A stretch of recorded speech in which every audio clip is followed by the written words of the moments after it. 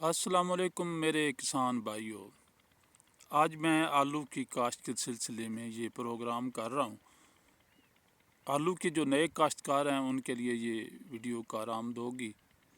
جو پرانے کاشتکار ہیں وہ تو سارے پروسیس کو جانتے ہیں، تو نئے کاشتکاروں کے لیے اس میں بہت اچھی معلومات ہیں، اور اگر غور سے آپ سنیں گے تو آپ کو بہت اچھی معلومات ملیں گی، اور روزانہ کی بنیاد پہ میں آپ کو آلو کی کاشت کی مرحلے وار کاشت کا طریقہ بتاتا رہوں گا۔ یہ اب آغاز ہے آلو کی کاشت کا۔ یہ ہم نے زمین تیار کر کے رکھ دی ہے، اس میں کھاد ملا دیا گیا ہے۔ اس میں اگر عام زمیندار کھاد کی مقدار کے بارے میں یہاں پہ، کیونکہ مہنگائی بہت ہے اور کھاد کا استعمال جو ہے نا اب لوگوں نے کم کر دی ہے۔ پہلے تو ہم اس میں 3 بوریاں ڈی اے پی کی ڈالتے تھے، 2 بوری پوٹاش ڈالتے تھے، اور ساتھ ہی کچھ نائٹروفاس ڈال لیتے تھے۔ لیکن اب زمینداروں نے آلو کی کاشت میں کھاد کی مہنگائی کی وجہ سے آلو کی کاشت میں کھاد کم کر دی ہے۔ اب صرف 2 بوری ڈی اے پی ڈالی گئی ہے اس زمین میں، اور 1 بوری پوٹاش ڈالی گئی ہے، اور کچھ سپر فاسفیٹ بھی لوگ ڈالتے ہیں جن کی زمینیں ذرا کلراٹھی ہیں۔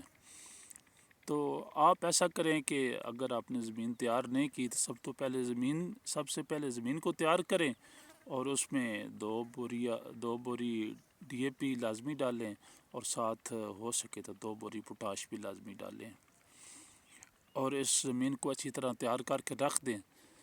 تو سب سے پہلے آپ نے ایسا کرنا ہے کہ آپ نے اسٹور میں جو بیج رکھا ہوا ہے آلو کا اسے نکلوا دیں، اسے کم از کم 1 ہفتے کے لیے باہر رکھیں، چھاؤں میں رکھیں اور بارش سے بچائیں۔ اگر اس پہ بارش پڑ گئی تو وہ اب جب کھیت میں اس کو کاشت کریں گے تو وہ گلنا شروع ہو جائے گا۔ اس لیے ایک تو اسے سائے میں رکھنا ہے، دھوپ نہیں لگنے دینی، دوسرا اس پہ بارش نہیں ہونے دینی۔